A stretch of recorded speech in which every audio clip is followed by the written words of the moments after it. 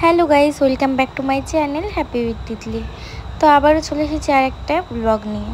তো তোমরা আগের ব্লগে সবাই দেখেছো যে আমার শরীরটা খারাপ থাকার কারণে আমি গেছিলাম ডক্টর দেখাতে হায়দ্রাবাদে। তো আমি কলকাতাতে ডাক্তার দেখিয়েছি প্রচুর, আমার সেরকম কিছু ধরা পড়েনি।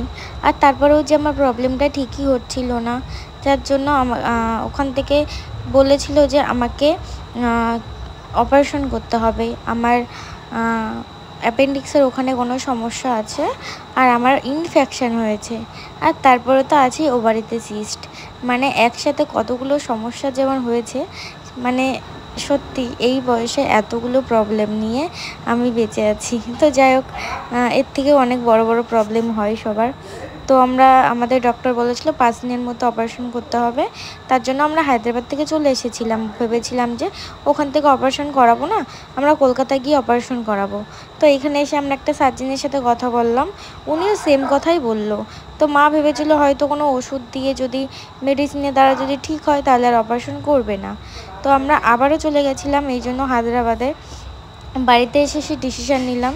তো বললো যে অপারেশন যদি করতেই হয় তাহলে ওখানে গিয়েই করানো হবে, কারণ ওখানের মেশিনপত্র একটু অন্যরকম। আর আমার যেহেতু বয়সটা কম আছে, তো এই বয়সে অপারেশন করলে পরে যদি কোনো প্রবলেম হয়, তার জন্য বলেছিল যদি না করতে হয় ওখানে গিয়েই করাবো।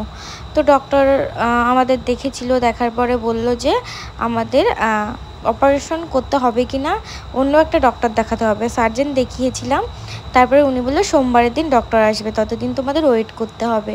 আর আমরা গেছিলাম বৃহস্পতিবার, বাড়ি থেকে বেরিয়েছিলাম, আর শুক্রবারের দিন আমরা পৌঁছে গেছিলাম। তো শুক্রবারে ডাক্তার দেখানোর পরে আমাদের ডক্টর বললো সোমবার পর্যন্ত ওয়েট করতে হবে।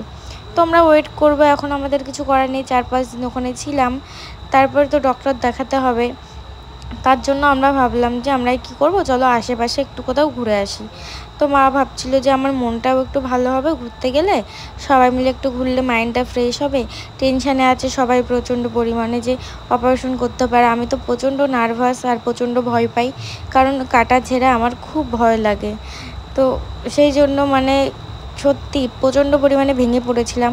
আর এই খারাপ সময় আমার অনেক কাছের মানুষগুলোই, যারা আমাকে মানে আমার থেকে অনেক দূরে ছিল, ঠিক আছে, যাদের অনেক খারাপ মানে প্রতিটা মুহূর্তে খারাপ সময় আমি তাদের পাশে থেকেছি, কিন্তু তারা আমার একটাবার খোঁজও নিয়ে দেখেনি। তো যাই হোক, ঠিক আছে, খারাপ সময় আসলে তো মানুষ চেনা যায়। তো আমিও মানুষ চিনে গেছি যে কে আমাকে সত্যিকারের ভালোবাসে আর কে আমার মানে আমাকে স্বার্থে ইউজ করে। তো যাই হোক, আমরা ঘুরে টুরে চলে এসেছিলাম। আর এখানে ডক্টর আমাকে বলেছিল প্রতিদিন ফ্রুট জুস খেতে হবে, সকাল বিকাল 2 বার করে। তো ভিডিওটা এই পর্যন্তই, বাই বাই।